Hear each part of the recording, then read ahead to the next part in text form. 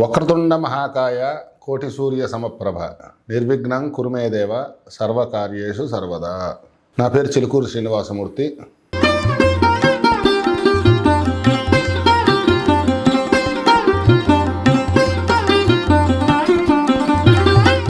ఈ రోజున మనం వైఎస్ జగన్మోహన్ రెడ్డి గారి జాతకం ఏ విధంగా ఉన్నది, రాజకీయాల్లో వారు ఏ రకమైనటువంటి ఒడిదుడుకులు ఎదుర్కొంటారనే విషయాన్ని మనం తెలుసుకోబోతున్నాం.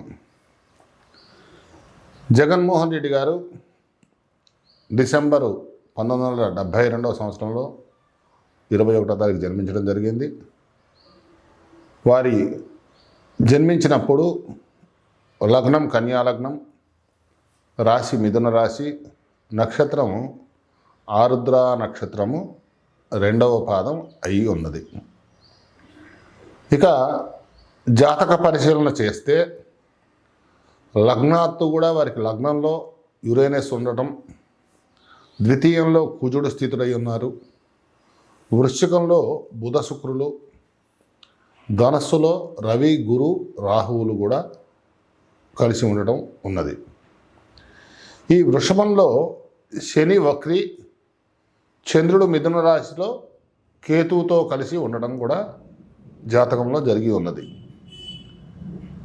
ముఖ్యంగా మనం జాతకంలో యోగాలు ఉంటాయి.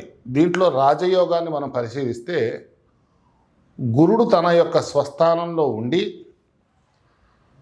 రవి గ్రహంతో కలిసి ఉండటం వల్ల ఈ రెండు గ్రహములు కూడా రాజ్యస్థానం వీక్షణం వల్ల వారికి తండ్రి ద్వారా రాజకీయ లబ్ధి అనేది, పదవీ లాభం అనేవి కూడా కలిసి వచ్చాయి. జాతకంలో 2019వ సంవత్సరము ఫిబ్రవరి నుండి 2036 వరకు కూడా బుధ మహార్దశ జరుగుతూ ఉన్నది.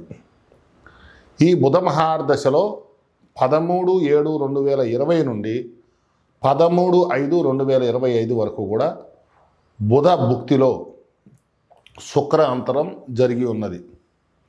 అందువల్లనే మనం ఆ సంవత్సరంలో చెప్పాము 13వ తారీఖు నాడు ఎలక్షన్ రిజల్ట్స్ వచ్చినప్పుడు పరాభవం జరుగుతుంది అని.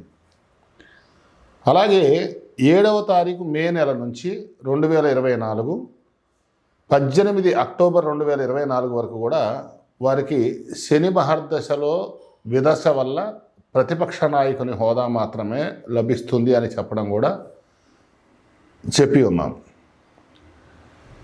శని కుంభరాశిలో సంచారం వల్ల దశమాధిపతి అయినటువంటి బుధుని వీక్షణ వల్ల పదవుల్లో మార్పులు తథ్యమని కూడా చెప్పడం జరిగింది. ఇక ఇప్పుడు ప్రస్తుత పరిస్థితుల్లో 2027-28 మధ్యన కొన్ని ప్రయాణ మూలకంగా గండము జరిగేటటువంటి సూచనలు ఉన్నాయి. జాగరూకతతో వ్యవహరించాలి. అలాగే 29-30 సంవత్సరాల్లో కూడా ఆయన ప్రయాణించేటప్పుడు తగు జాగ్రత్తగా ఉండవలసిన అవసరం కూడా గోచరిస్తూ ఉన్నది. ఇవన్నీ కూడా ఏంటంటే ప్రజా పాలకులు ఎవరైతే ఉన్నారో వారి యొక్క శ్రేయస్సు గురించి, వాళ్ళ యొక్క భవిష్యత్తు దృష్టిలో ఉంచుకోమని చెప్పేసి తగు జాగ్రత్తలు వహించవలసిందని చెప్పేసి సూచించడం అనేది ఒక గురువులుగా, ఓ బాధ్యతాయుతంగా ఈ జాతక పరిశీలన చేసి మా యొక్క పరిజ్ఞానం ప్రకారం తెలియచేయడం జరిగింది. కాబట్టి తగు జాగ్రత్తలు వహించవలసిందని చెప్పే సూచన. ఎవరైనా నిష్ణాతులైన వారు జ్యోతిష శాస్త్రంలో కానివ్వండి, అలాగే వాస్తు శాస్త్రంలో కానివ్వండి, పరిణితి పొందిన వారు ఈ యొక్క విషయాల్ని మనం చర్చించుకోవడానికి శ్రీ లక్ష్మీ గణపతి వేదిక్ ఫౌండేషన్లో మీరు కలిసి ఇంకా అనేక సమస్యల మీద మనం ప్రజలకు మేలు చేయాలనే సదుద్దేశంతో ఈ కార్యక్రమం చేపట్టడం జరిగింది. సర్వే జనా సుఖినో భవంతు, లోకా సమస్త సుఖినో భవంతు.